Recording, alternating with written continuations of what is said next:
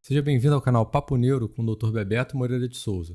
Não esquece de se inscrever apertando o botão logo abaixo do vídeo e ativar o sininho para que você fique sabendo antes das novidades aqui no nosso canal. Nós vamos dar início à nossa tradicional reunião de segunda-feira de apresentação de casos. Hoje vão apresentar casos do Dr. Carlos Henrique Bassoni, doutora Patrícia Rafu, doutora Gabriela. A doutora Clécia vai botar ordem nas coisas aqui. Então, vamos começar com o Dr. Carlos Henrique.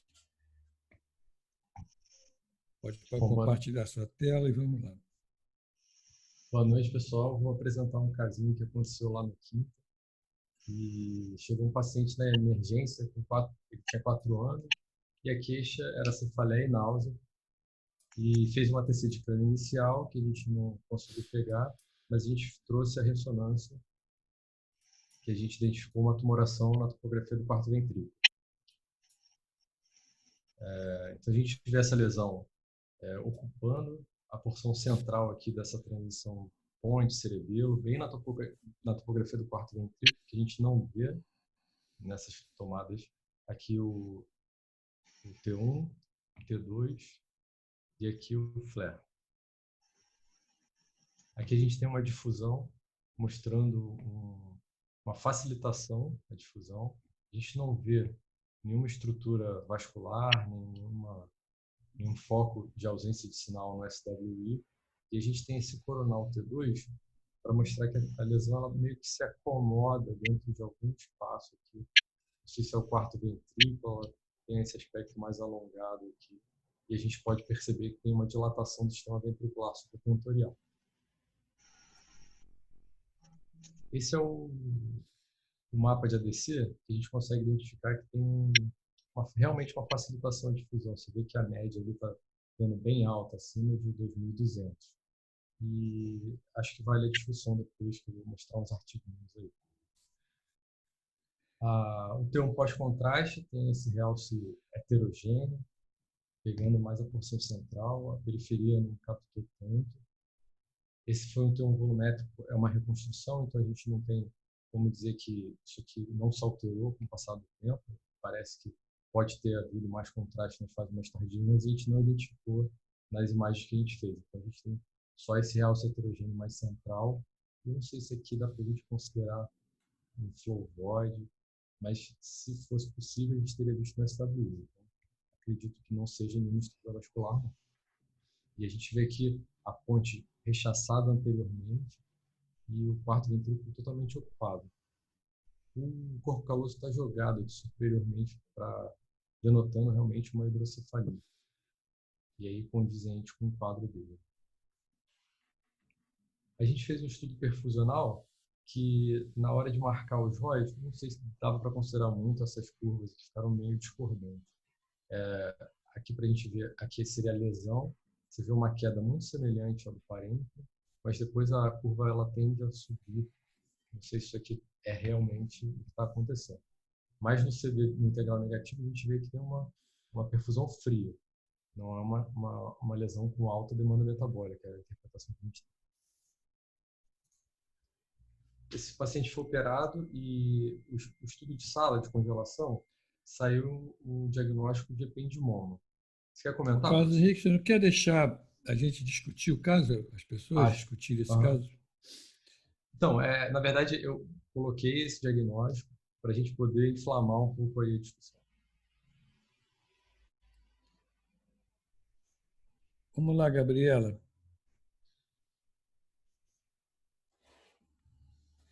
Doutor Luiz Alberto, quando eu olhei o caso, eu que estou embrenhada no medulo, já excluí o meduloblastoma por causa da difusão que não é restrita. Então, -1. E aí entra no diagnóstico. É uma criança de 4 anos, certo? Certo, 4 anos. Então, entra no diagnóstico diferencial o ependimoma, e eu esperaria um pouco mais de difusão restrita no ependimoma. Mas pode ser, pode não ter, o ependimoma varia muito, né? E o astrostoma pilocítico, que tem uma aparência variada, né? Pode também ter uma perfusão fria e pode ter perfusão quente. De uma maneira geral, a perfusão tende a ser um pouquinho mais quente no astrostoma pilocítico, por causa do vaso. Mas eu acho que eu também pensaria no astrostoma pilocítico. Não consigo pensar em muito mais coisas. Assim, o ependimoma não tem aquela plasticidade natural do ependimoma e o astrostoma pilocítico também habitualmente não tem essa localização. Você está dizendo que esse ependimoma não está saindo por nenhum forame, não está indo para lugar nenhum, é isso? Exato. O astrostoma pilocítico, eu fiquei na dúvida se esse quarto ventrículo não estava empurrado para frente. E se ele não seria... Não, eu acho que a lesão está dentro...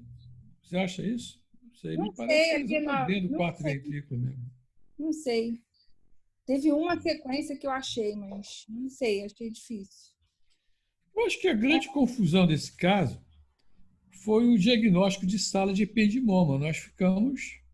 Esse caso foi o seguinte, eu mandei trazer, porque esse caso estava com diagnóstico de sala de ependimoma. Tinha me passado que tinha sido confirmado. Nós fomos pegar... Eu pensaria mais no astrostoma pilocítico. Pois é. Mas assim, principalmente por causa dessa difusão, né? Mas... E outra coisa, também no T1, um sinal muito baixo do T1, né? Isso. Muito alto no T2. Então, mostra aí, Carlos. Eu pensei, assim, astrostoma pilocítico. O ependimoma, eu acho que entra no diagnóstico diferencial, mas essa difusão me deixa meio incomodada. Ok. Então, mostra aí, Carlos, qual foi a Eu achei desenrolada muito legal essas observações, porque é exatamente o que a gente precisa fazer quando a gente está investigando as causas tumorais. A gente tem que levar em consideração a idade, tem que levar em consideração todos os pequenos detalhes, por mais que possam parecer insignificantes, para você ir construindo e até argumentar caso o patologista tenha uma opinião divergente. Foi o que aconteceu. E aí o diagnóstico de sala foi ependimoma, e aí depois foi feito a avaliação das peças em laboratório, feito o bloco, né? E aí eles viram que essa ainda é do patológico, que ele já conseguiu identificar aqui as fibras horizontal, e aí ele conclui como astrostoma pilocítico grau 1. Ainda assim, ele seguiu fazendo imunistoquímica, e ele fez a imunistoquímica e avaliou a cromoganina, que deu negativo, um hotspot que a Leila falou que pode ter inferior a 10%, e mesmo assim ele não exclui a possibilidade de astrostoma pilocítico, e o GFAP que veio positivo nas células neoplásmicas. E aí o conjunto de expressão antigênica corrobora com o diagnóstico anatomopatológico que eles fizeram. E aí, nesse contexto das alterações que a gente pôde encontrar, eu fui procurar detalhes que poderiam ajudar a gente a pensar mais em astrostoma pilocítico, e achei 2 estudos falando sobre o ADC, de lesões de fósforo posterior de crianças, e assim, as coisas que a gente tem que pensar quando a gente está procurando artigo é que algumas revistas podem não ter um impacto lá muito significativo, mas isso aí está relacionado aos níveis das publicações, das relevâncias que elas têm. Então, o artigo que eu achei, que foi desse mês passado, se não me engano, ela tem um fator de impacto baixo em comparação com as outras. O JAMA acho que é 50, está errado aqui, mas a Radiology tem 7.000, a New England de 37. É uma revista de impacto pequeno, mas traz uma informação a mais que vai ser um pequeno tijolinho que você pode juntar para as coisas que você está achando aí nesse tumor. Então, foi esse aqui o artigo. Ele é desse mês, do mês passado, e ele avaliou aqui 82 crianças, foi um estudo retrospectivo, e avaliou características das lesões da fossa posterior. Dentre elas, os principais diagnósticos diferenciais desse caso, que eram o ependimoma e o astrostoma pilocítico. E ele diz, aqui ele fala um pouco das lesões infratentoriais, são 45 a 60% dos tumores cerebrais de infância. Os mais comuns é o pilocítico, o neuroblastoma e o ependimoma. E o pico de incidência, eles são um pouco coincidentes aqui, ó, entre os 3, 4, 5 anos. E aí aqui o ATRT, que é antes dos 2 anos. E aqui ele encontra, e ele faz essa avaliação do ADC médio da lesão. E olha só que legal. ele diz que o ADC médio do filocítico ele é bem maior do que os demais. E o nosso foi 2.200. Então, o range dele vai entre 9 e 1,8, o nosso deu 2,2. Então, assim, é mais uma informação para a gente pensar realmente na instrução filocítica. Em caso de ependimoma, é um pouco mais baixo do que a Gabriela tinha falado, esperaria alguma restrição nesse caso. E não foi o que a gente viu. Então, isso seria mais uma informação para a gente ver. E aí tem um outro artiguinho que foi de um jornal polonês, que também tem um fator de impacto bem baixo, que ele fala sobre é mais ou menos o mesmo desenho, ele avalia 50 crianças, e ele faz uma revisão bibliográfica, e ele encontra uma coincidência desses artigos aqui de 2001, 2005, 2006, sempre pode ser um pouco mais alto, aqui nesse de 2006, aqui, ó, 2,1 mais ou menos, bem parecido com o nosso, e em detrimento ao ependimoma e meduloblastoma, que pode ser mais baixo. Isso aqui foi o que ele encontrou no estudo dele, em comparação no estudo dele. Então, o filocítico aqui, ele encontrou as mesmas informações que ele tinha colhido no estudo bibliográfico que ele fez anteriormente. Então, o filocítico chegando até 1,9 aqui no estudo dele. Foram 24 pacientes avaliados. Ele fez uma avaliação também do realce, e foi a maioria não homogênea na instrução filocítico. É mais uma coisa também que a gente pode guardar aí para o nosso caso. E aí, aqui para mostrar que o nosso deu um ADC de 2,2, coincidindo com os achados aí desses dois artigos. Embora não tenha um fator de impacto muito relevante, mas acho que vale a pena a gente ter como carta na manga quando a gente tiver que discutir um tumor e ter uma informação a mais sobre isso. Eu acho que valia a pena a gente fazer pegar talvez os casos, alguém pegar os casos do IEC, a gente fazer essa medida e ver se pensei nisso agora. Hein? Pensei nisso agora, porque a difusão... Isso não é uma coisa muito difícil, né, de fazer. Não, e tem menos variação do que a perfusão. Aqueles mapas, às vezes dá erro, às vezes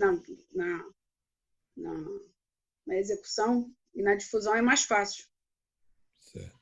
Mesmo nos casos que às vezes a gente tem o estudo da perfusão.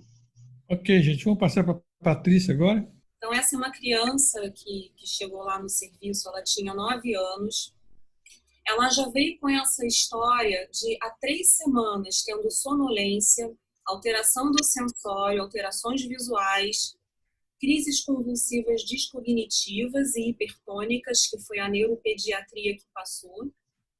Ela fez apenas um pico febril durante essas 3 semanas de história e ela oscilava um pouco ela teve esse pico febril, mas na maior parte das vezes ela tendeu a uma hipotermia, segundo a mãe. E ela já trouxe, né, quando ela foi internada, ela já trouxe todos esses exames que ela já tinha realizado em outros serviços. Ela ficava assim em internações rápidas, faziam exames de imagem, exames de sangue e liberavam ela. Então, ela já veio com esses exames e essa última ressonância de crânio, do dia 23 de abril, é que eu tenho a foto do exame em papel, mas é a que eu vou mostrar para vocês e depois ela fez novos exames lá durante a internação com a gente. E o diagnóstico que veio, eu acho que não foi nessa do dia 23, mas nessa do dia 15, foi um diagnóstico prévio, anterior, de esclerose tuberosa.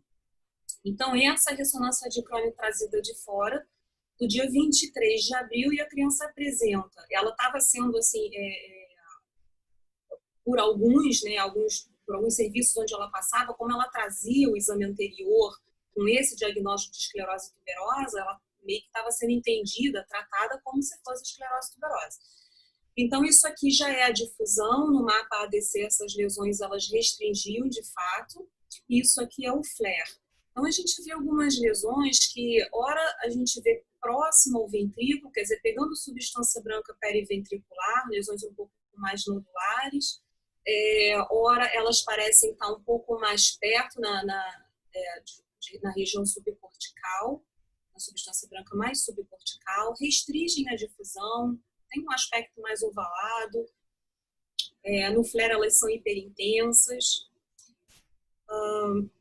elas não tendem, eu fiquei na dúvida, porque olhando depois as outras imagens, olhando essa aqui, ela tem 3 semanas de evolução, e aqui a gente não consegue saber ao certo, elas não tendem necessariamente a uma simetria das lesões, né? Mas elas restringem muito a difusão. Não teve contraste venoso nesse exame.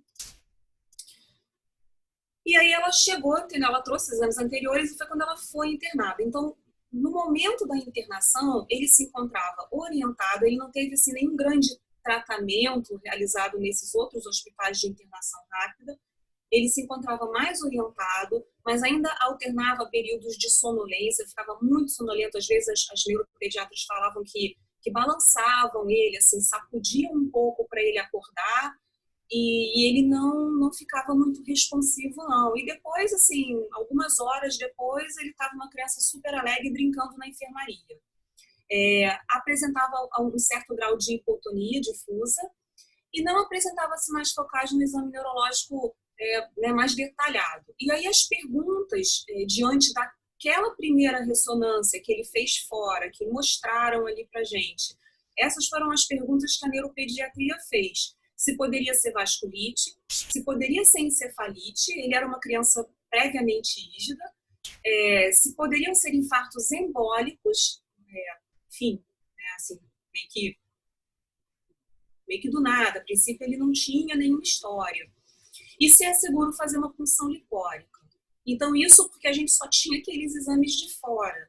Então, na verdade, a questão de vasculite, encefalite e infartos embólicos é o que... acho que poder ser por uma simples imagem pode tudo, mas levando em consideração que ele era uma criança previamente rígida e que tinha umas lesões que eram muito restritas na difusão, a princípio a gente ficou assim, infartos embólicos, mas da onde? Por quê? Então, isso ficou muito no ar, infartos embólicos. Agora, vasculite e encefalite foi o que gerou uma dúvida, olhando só essa ressonância. Assim, poder ser, pode, mas a gente espera alguns outros corroborativos para a vasculite. Encefalite, ele já tinha 3 semanas de evolução, para uma encefalite não muito bem tratada, a gente também esperaria que ele tivesse mais lesões. Então, essas duas possibilidades, a gente ficou achando, incluímos, não, sim, pode ser, mas precisamos de mais coisas, precisamos de um exame de sangue, alguma outra história. Então, o que foi pedido para essa criança? Uma nova ressonância de crânio, junto com uma angiorressonância, tentando enxergar alguma forma de vasculite, embora as lesões fossem um pouco mais periféricas, não pegassem núcleos da base, nenhum território vascular de vasos de médio calibre, mas a gente fez a angiorressonância. A punção lipórica foi realizada, ela não tinha nenhuma contraindicação para isso, nem pela imagem que ela trouxe de fora. Foi solicitado um eletrocardiograma para ver se existia algum trombo cardíaco, alguma coisa que justificasse trombos embólicos, e foi iniciado um antiviral. Bom, então no dia 12 de maio, ela fez uma nova ressonância já no serviço. E aí a gente consegue enxergar uma progressão dessa doença. A gente já vê, isso aqui é o FLAIR, difusão, o mapa ADC e um SWI. Então a gente já começa a entender que no FLAIR já existem lesões pegando bem essa região pré-frontal, indo para a região perirolândica, já mais simétrica, tem difusão restrita, o ADC já fica preto, e não tem assim hemorragia mesmo, aquela mais até petequial, alguma coisa que você possa enxergar pensando em vasculite, não tem nada que chame muita atenção. Uma linhazinha, mas a gente sempre fica na dúvida se isso pode ser uma córtex mesmo, impregnada com ferro, alguma coisa, ou se isso realmente é um sangramento petequial. Mas olhando as outras lesões, a gente confirma que não tem nem hemorragia assim de vulto, grande.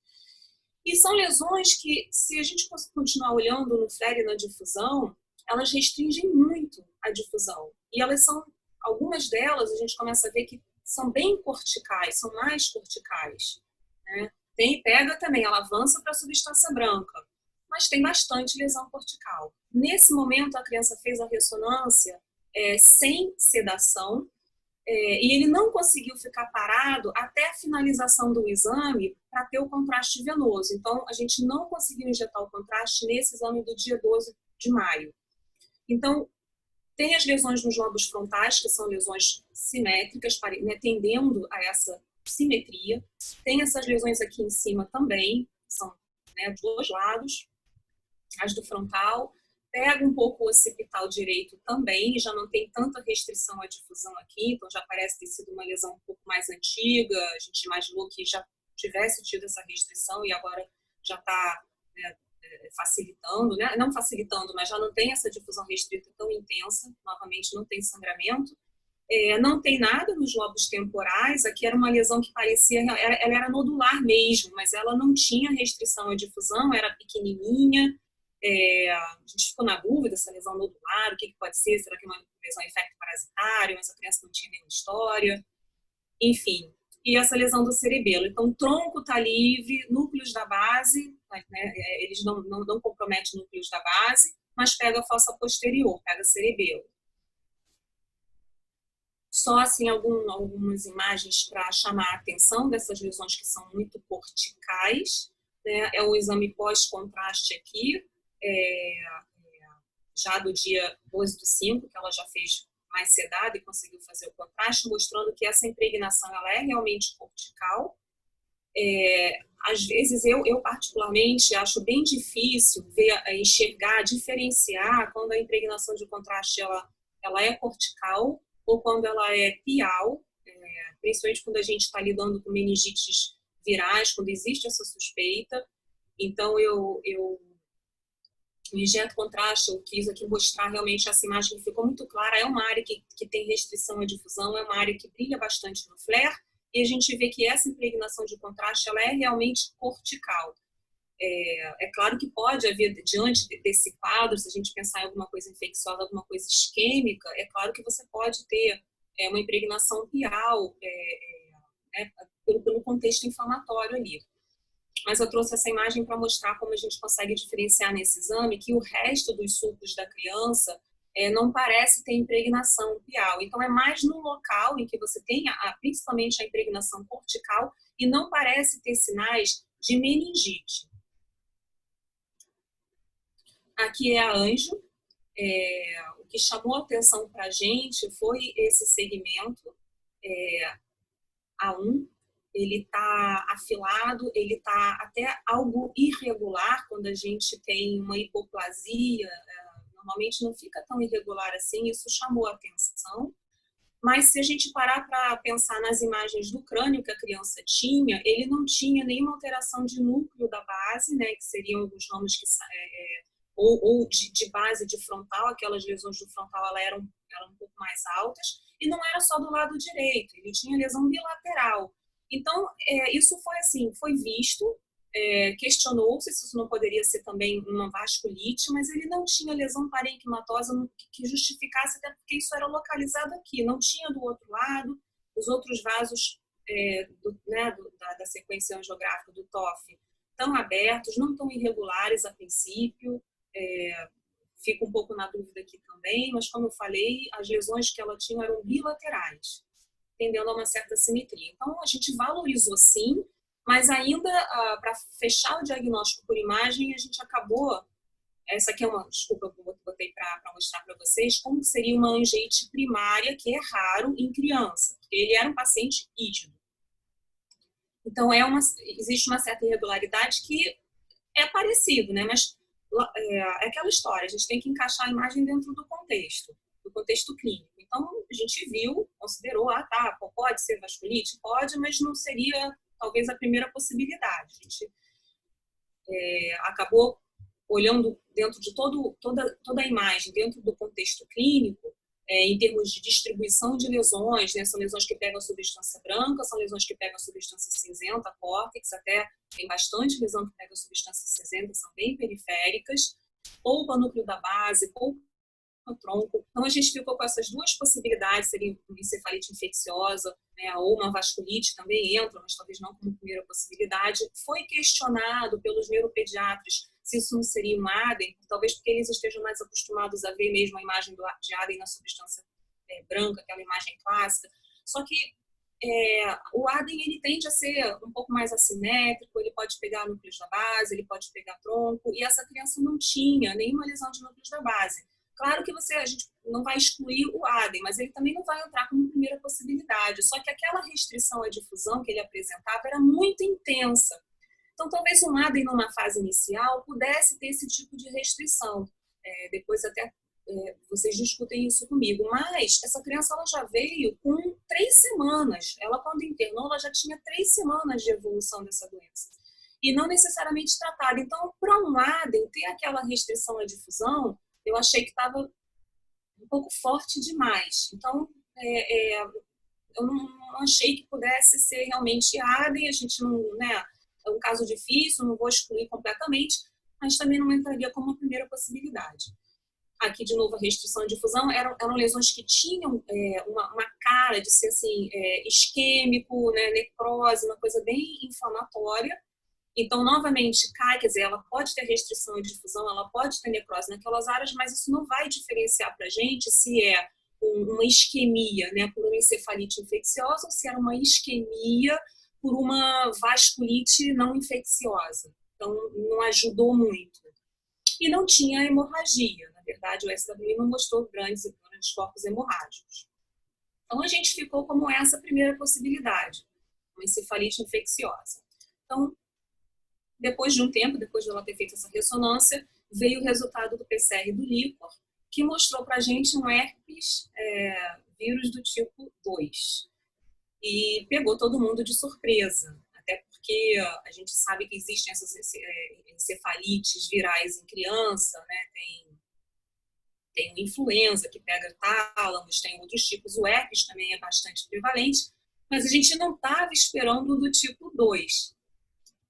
Então, o que seria o clássico na literatura, né, do herpes vírus do tipo 2? É aquela encefalite do neonato, que pega a substância branca periventricular. Por que do neonato? Porque vem do canal do parto. Ou então a criança nasceu, não teve contato no canal do parto, mas teve contato com secreção ou da mãe ou de alguma cuidadora que tinha um herpes do tipo 2. Então, isso é o que a gente busca na literatura do herpes do tipo 2, mas é em neonato, e essa criança tinha 9 anos de idade. Então, olhando um pouco mais a fundo sobre essas encefalites do tipo, encefalites herpéticas em criança, na verdade, a gente tem existem outros vírus herpes, mas em relação ao herpes do tipo 1 e do tipo 2, lendo um pouco mais, a literatura, ela não deixa muito claro, mas ela fala que a forma de você analisar a imagem, ou seja, o comprometimento do encéfalo, tem muito mais a ver com o modo de disseminação desse vírus do que o fato dele ser tipo 1 ou tipo 2. Então, assim, a forma congênita, que é a transplacentária, ela causa uma microcefalia. Então, não é o caso, não é o que a gente está falando, mas é só para situar um pouco a gente nessas encefalites herpéticas. No neonato, se ele tem contato com o vírus ou pelo canal do parto, ou por secreções, né, ou nas vias respiratórias, ou por mucosa, ou nos olhos, ele vai acabar tendo uma disseminação hematogênica. E por isso que a distribuição das lesões acaba sendo mais difusas e pegam mais a substância branca, porque isso é uma hipótese, né? Porque seria uma disseminação do vírus de uma forma mais endotelial, pela via hematogênica. Então, de certa forma, tanto faz ser tipo 1 ou tipo 2, o fato é que no neonato a disseminação acaba sendo por uma via hematogênica. O do tipo 2 acaba sendo mais grave, mas eles, num artigo que eu li, eles falam que tanto o tipo 2 quanto o tipo 1, se as crianças forem nascerem, tiverem contato, neonato, mas forem assintomáticas, a tendência é que o vírus herpes fique silencioso no gânglio do trigêmeo. Então, ele ficaria ali se replicando e silencioso por algum tempo, e depois, né, num momento mais tardio, por algum evento, uma imunossupressão, enfim, ele seria reativado. Como eu falei, o artigo coloca tanto faz ser tipo 1 ou tipo 2. Então, essa reativação, você já está diante de uma criança mais velha, ou até mesmo um adulto, em que você já tem uma barreira hematoencefálica bem desenvolvida, íntegra, né, bem funcionante. Então, não seria por uma via hematogênica ou endotelial. Na verdade, seria por ramos meníngeos ventrais irrigados, né, pelo nervo trigêmeo. Por isso que a imagem, aquela imagem clássica da encefalite herpética, que a gente vê mais do tipo 1, pegando o lobo temporal e a ínsula, ela se dá mais na base mesmo do crânio, nessa questão mais ventral, seria por causa desse tipo de disseminação. Então, a pergunta que fica é a seguinte: por que a nossa criança de 9 anos, que já deveria ter uma barreira hematoencefálica bem desenvolvida e boa, não fez esse fenotipo, né, radiológico de imagem? Por que ele não pegou o lobo temporal? Então, a gente não sabe responder isso, mas ele veio com PCR positivo para herpes 2. E aí, o que fizeram com essa criança? Né? Progrediram, continuaram com o tratamento do antiviral, que ele já estava fazendo, fizeram imunoglobulina até antes desse resultado, eles também já estavam fazendo. Foi muito polêmica a questão de se fazia ou não pulsoterapia depois da imunoglobulina, mas eles fizeram também, porque a criança estava mal, ela foi para a UTI, ela chegou a chocar, ela ficou muito mal, fundou bem. Começaram a investigar imunodeficiências em função de ser um herpes vírus 2 e de ter esse aspecto, né, como se fosse uma disseminação mais hematogênica. Também chegou-se a pesquisar, mas depois eles viram-se que não tinha nada a ver sobre maus tratos, entendeu? Abuso, por ser um herpes vírus do tipo 2, mas depois isso não avançou, porque viram que a criança era bem tratada, não tinha isso. E com tudo isso, depois de um tempo, ele apresentou a melhora dos sintomas. Também tinham colhido, depois de uns 10 dias que ele foi internado, colheram PCR do líquido e depois de um tempo colheram também o sangue para saber se deu, né, se ele acabou desenvolvendo a imunoglobulina, a imunidade, e ele deu IgG positiva para herpes vírus do tipo 2. Então, isso foi confirmado. Só que depois, no dia 4 de junho, ele começa a piorar de novo dos sintomas. Até esse momento, antes dele piorar, a gente tinha entendido que aquelas lesões, quer dizer, ele já tinha começado um tratamento, e ele começou a melhorar. Então, a gente tinha entendido que a imagem, na verdade, seria assim, mais uma pequena evolução, porque ele já veio de um processo antes da internação, um processo infeccioso que não foi muito bem tratado, não foi reconhecido, apesar de ter sido feito um antiviral, foi feito antiviral de uma forma tardia. Então, que ele ainda ia ter uma certa evolução da imagem, uma progressão daquelas lesões, e que depois estacionar, né, o que necrosou, mas que não, depois de um certo momento ia entrar num platô e ele não ia ter a progressão né, da doença assim, de uma forma tão fulminante, alguma coisa mais catastrófica, apesar de que pegou bastante do encéfalo. E aí foi isso que a gente conversou e discutiu com a neuropediatria. Só que ele piora dos sintomas no dia 4 de junho. E aí solicitou uma nova ressonância de crânio e um novo PCR do líquido para saber, na verdade, se existia algum outro vírus ali, né? Porque, talvez até fragmentos do próprio herpes vírus 2 pudessem ser encontrados, mas solicitaram um novo PCR do líquido. E no dia 4 de junho, a gente tem uma progressão, de fato, dessas lesões, né? Que a gente fica na dúvida se isso era uma progressão esperada ou se realmente a doença está, de fato, progredindo. A gente tem novas lesões corticais. Essa criança, ela teve alguma crise convulsiva, sim, durante a internação, mas não era frequente, tá? Era mais alterações de comportamento que ela tinha. Ele entrava, ele achava que tinha formiga no sono dele, ele entrava nos delírios e fazia muito picos hipertensivos e de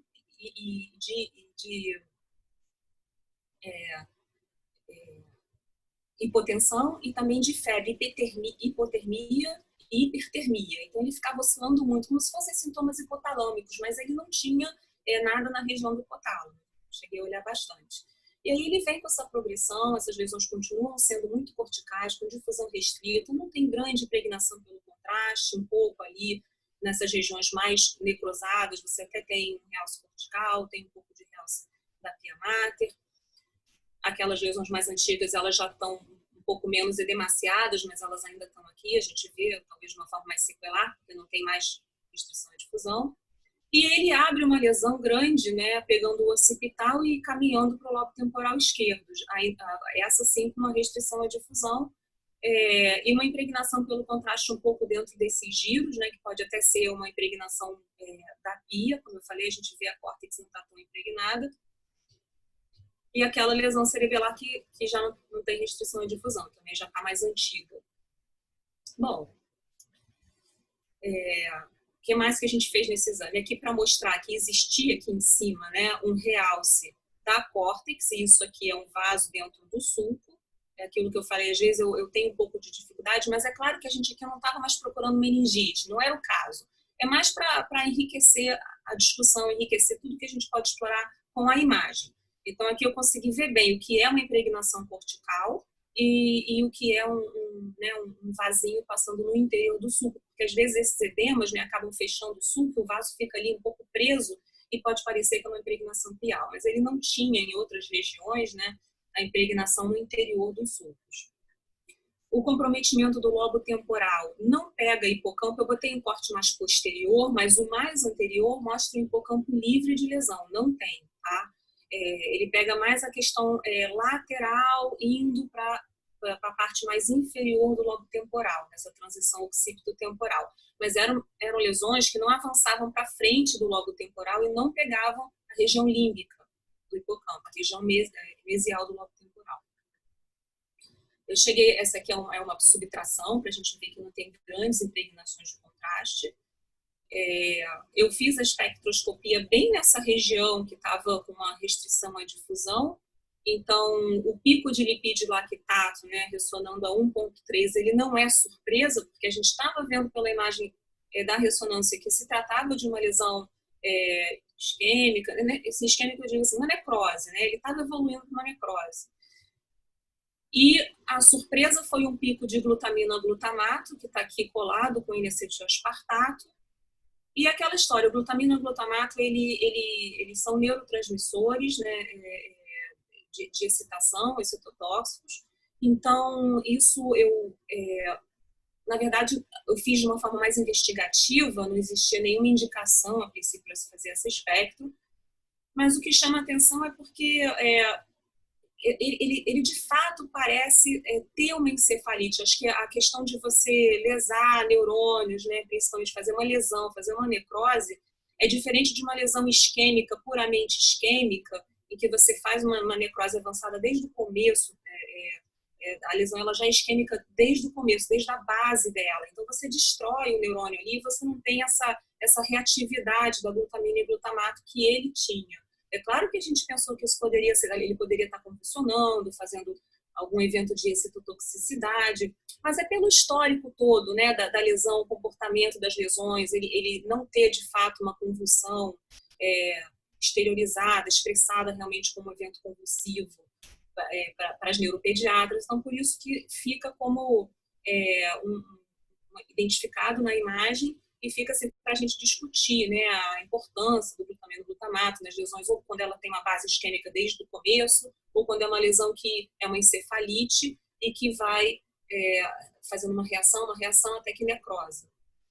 Aqui é só para lembrar o pico do lipídio lactato, que é um TE baixo, que foi esse que eu fiz. Então, a gente tem o lipídio lactato juntos ressonando a 1,3. Quando a gente aumenta para um TE intermediário, a gente tem uma inversão do pico do lactato e o pico do lipídio ele some. Ele já não aparece mais aqui junto com o lactato. Então, o lactato inverte e o lipídio some. Isso num TE intermediário. E quando a gente vai para um TE mais alto, esse dublê, esse pico que está, né, duplicado aqui, ele volta, em vez de estar, né, para baixo, ele volta a ficar para cima, tá? E a gente tem o lactato agora para cima com um TE mais alto. Então, fez um espectro, por qualquer motivo que seja, ficou na dúvida se tem um pico de lipídio e lactato, aqui está muito alto, mas às vezes tem patologias que não sobem tanto o lactato.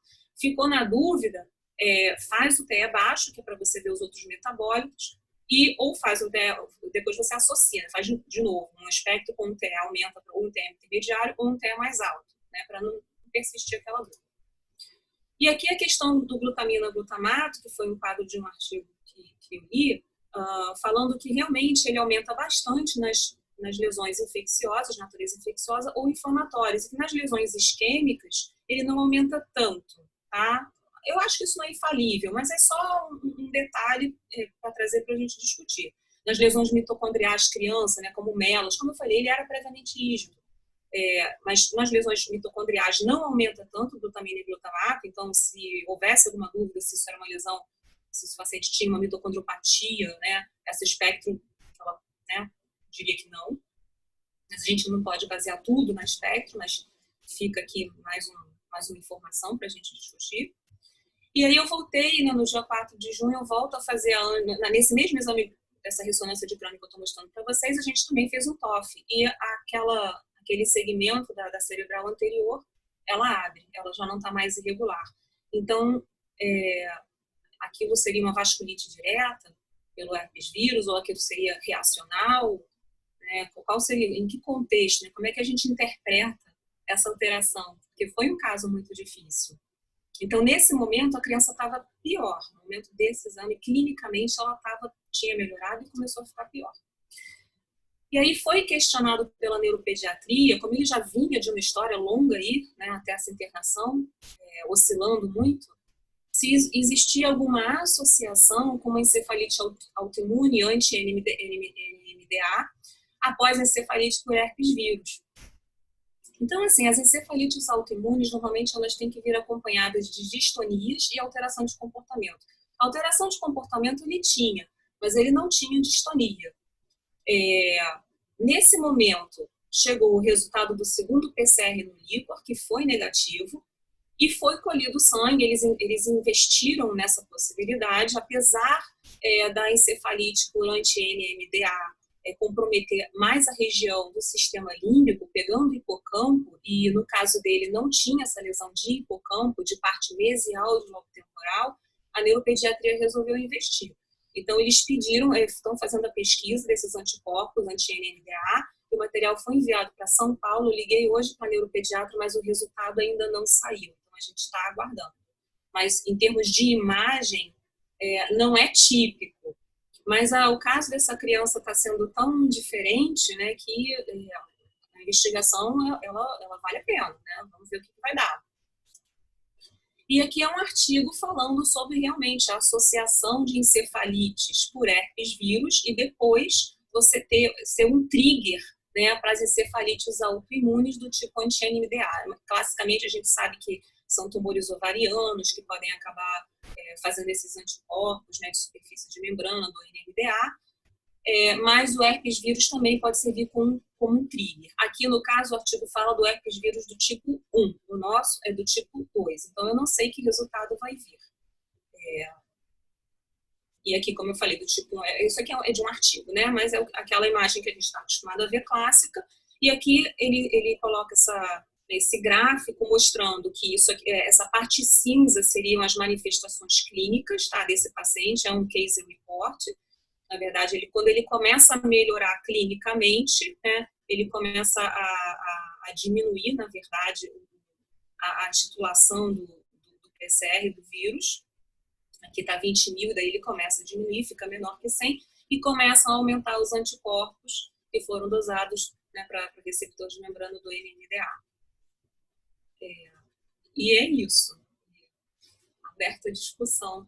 Até se vocês quiserem que eu mostre aqui alguma imagem da ressonância prévia. Não sei se eu fico com a minha tela compartilhada.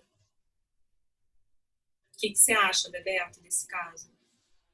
Eu acho o seguinte, nós podemos discutir o caso. Eu tenho uma vivência interessante sobre isso. Eu tive um caso de uma encefalite por herpes simplex, isso foi num adulto, e teve um comprometimento residual do lobo temporal, e 2 anos depois ele começou a piorar, e aconteceu justamente isso. Houve a dúvida sempre fica se foi uma reativação do herpes simplex, ou se é esse trigger desencadeando uma encefalite por NMDA, que é muito característica das encefalites por autoimunes, esse comprometimento psiquiátrico, né? As pessoas, como você falou, tem nesse caso. Então, eu acho que é interessante. Mas tem teste específico para isso, né? Tem, eles estão fazendo a dosagem, exato. Do anticorpo anti-NMDA. Tem um camarada nos Estados Unidos, Joseph Dalmau, foi quem escreveu, foi quem difundiu muito esse conhecimento, e eu já li muita coisa dele. E isso aqui se encaixa muito bem. Encaixa muito bem. É um caso bastante rico, assim, se vier positivo, Foi então... muito rico, a apresentação foi muito rica, mostrou bem a evolução. Parabéns, um caso muito bonito. A gente fica de olho nisso, uma encefalite desencadeando uma outro tipo de encefalite. Muito bom, Exato. Patrícia, muito bom. Obrigado. Alguém tem mais alguma pergunta? Um comentário? Ok, Gabriela. Espera aí, chefe.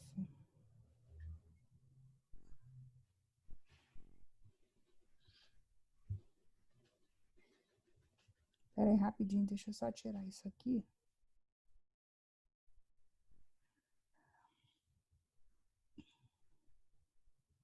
Então, meus casinhos são mais simples do que os da Patrícia. Mas vamos lá. Feminino, 28 anos, com sintomas piramidais. E aí vai fazer um exame. E, na realidade, esse exame é um segundo...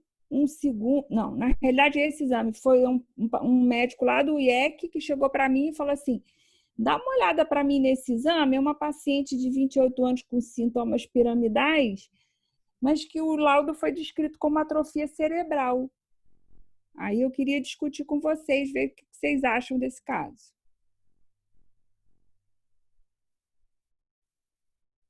Alguém se anima para a gente discutir? Bom. É pior que parece um crânio de um paciente idoso mesmo, mas só que tem um caudado meio murcho, né? Um caudado, os caudados pequenos, ali os lentiformes também. Perfeito. Então, é exatamente isso que eu falei. Falei que tinha atrofia do caudado e atrofia do núcleo lentiforme e que realmente tinha atrofia cerebral também. Aí aqui eu botei uma paciente de 40 anos comparativo, só para a gente ter uma ideia de como é um núcleo caudado e como é um núcleo lentiforme num paciente mais ou menos, não é da mesma faixa etária, deveria até ser um pouquinho menos, deveria ser pelo menos parecido. E o coronal T2 mostrando aquele aspecto meio quadrado do corno frontal do ventrículo quando você tem um caudado atrofiado.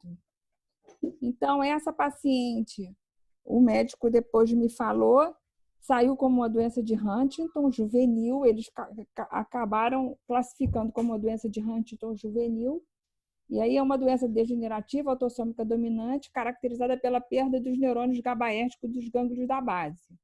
Usualmente é no início adulto, quarta e quinta década de vida, nossa paciente tinha 28 anos, mais frequentemente tem coreia, sintomas psiquiátricos no início adulto são comuns, 31%, bradicinesia frequente, convulsão é rara e é mais concentrado no caudado e no putame. A forma juvenil, que foi a que ele classificou, início antes dos 20 anos, a nossa tinha 28 anos, então está meio fora no meio do caminho, né? Geralmente entre 10 e 20. Rigidez nessa faixa etária é a manifestação mais frequente, que é os sintomas piramidais que essa nossa paciente tem. 30% tem convulsão. A doença é mais difusa e o cerebelo também é atingido nas formas precoces da doença. Nesse caso, o cerebelo dela era normal. Então, eu trouxe esse caso porque eu achei interessante. Mas aí a gente segue para o próximo caso. 37 anos, masculino, história de tics, distonia orolingual, seguido de alteração psiquiátrica e, posteriormente, iniciou quadro de coreia generalizada e episódios de crise convulsiva. Esse era o exame. Da mesma maneira, esse exame, só que esse aqui veio para a gente avaliar e esse paciente tinha um exame anterior normal, laudado como normal. Então, paciente masculino, 37 anos, e eu botei o mesmo comparativo de 40 anos para a gente fazer uma avaliação e exatamente as mesmas alterações do exame anterior, atrofia do caudado e do putame. E vale a pena a gente chamar a atenção disso, porque como as alterações são muito simétricas, isso às vezes passa realmente despercebido, e a gente tem que ter esse olhar de ver que tem atrofia do caudado e do putame. Só que esse paciente não tinha doença de Huntington, tinha um diagnóstico diferencial dele, que é a neuroacantocitose. Então, acantócitos são essas hemácias espiculadas e a neuroacantocitose tem uma subdivisão, que existem 4 doenças relacionadas à neuroacantocitose. Coreia-acantocitose, doença de Huntington-like 2, síndrome de McLeod e neurodegeneração associada a pantotenato quinase, PCAM. Então, a neuroacantocitose é um grupo de raras doenças progressivas, caracterizadas pela associação de hemácias espinhosas, que são os acantócitos, e anormalidades neurológicas, especialmente desordens de movimento, como coreia. A coreia é a mais importante desordem de movimento associada à neuroacantocitose, e sintomas adicionais frequentes são declínio cognitivo progressivo, fraqueza muscular, convulsão e mudanças de personalidade e comportamento. Esse paciente tem esse artigo, e o nosso caso era coreia-acantocitose, que é uma doença neurodegenerativa de início adulto, autossômica recessiva rara, com uma mutação desse gene, e que se manifesta tipicamente por desordem de movimento mista, tipicamente coreia, como já foi falado, com distonia e envolvimento orofacial proeminente e parkinsonismo. Outros fatores, como convulsão, neuropatia, miopatia, e fatores psiquiátricos podem acontecer, que é exatamente o que o nosso paciente tinha. Então, trouxe esses 2 casos porque são diagnósticos diferenciais. E interessante que isso aí entra no diagnóstico diferencial das demências, né? São causas de demência. Então, quando a gente fala de demência, tem que lembrar isso, né? A atrofia dos núcleos da base, tem que pensar nesse tipo de doença. Uma faixa etária mais baixa, né? Uma faixa etária mais baixa. Exatamente, uma faixa etária mais baixa. O caso mais famoso dessa doença de Huntington é aquela assistente do House, aquele médico que brilhava na televisão aí, ele tinha uma assistente que tinha essa doença. Vamos lá, gente. Quer mais um? Estamos na hora. Quer mais um? Pode usar mais um caso. Uma saideira. Vamos lá. 61 anos, masculino, familiar relata que há 2 meses percebe lapsos de memória, que nas últimas 2 semanas percebeu piora dessa queixa associada à diminuição de força muscular no dímide direito, também de forma progressiva. O paciente estava desorientado, disfásico, sem déficits apendiculares aparentes.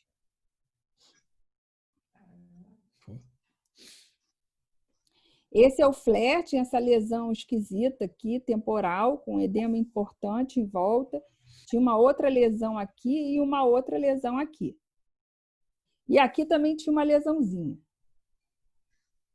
No T2, essa lesão tinha um sinal muito baixo, aqui, tanto nessa região temporal, quanto aqui e aqui. E aqui também, tudo com sinal muito baixo. E a difusão tinha uma restrição meia boca, né? Aqui, por exemplo, não tinha restrição nenhuma, aqui também não, e aqui talvez um negócio meio heterogêneo aqui também. Bom, na SWI a lesão tem parece ter uns foquinhos de hemorragia, parece que ela tem umas alterações meio hemorrágicas, principalmente aqui nessa, e nessa, e nessa. A perfusão era uma perfusão mais fria do que qualquer coisa, mas em volta dessa lesão grande tinha uma perfusão um pouquinho aumentada. O resto não me emocionou muito, não. Talvez aqui um pouquinho também. Isso aí. No pós-contraste, aqui eu tenho um sem, aqui eu tenho um pós, você via essas lesões com realce meio heterogêneo na periferia, um centro meio necrótico, tinha um sinal até um pouquinho tinha até um hipersinal no T1 sem contraste, nessa lesão maior, nessa lesão aqui também, talvez, e aqui também. Então, Então, eram várias lesões com esse aspecto. E vocês querem discutir ou mostra logo o diagnóstico? Você decidir se isso é uma lesão tumoral ou infecciosa.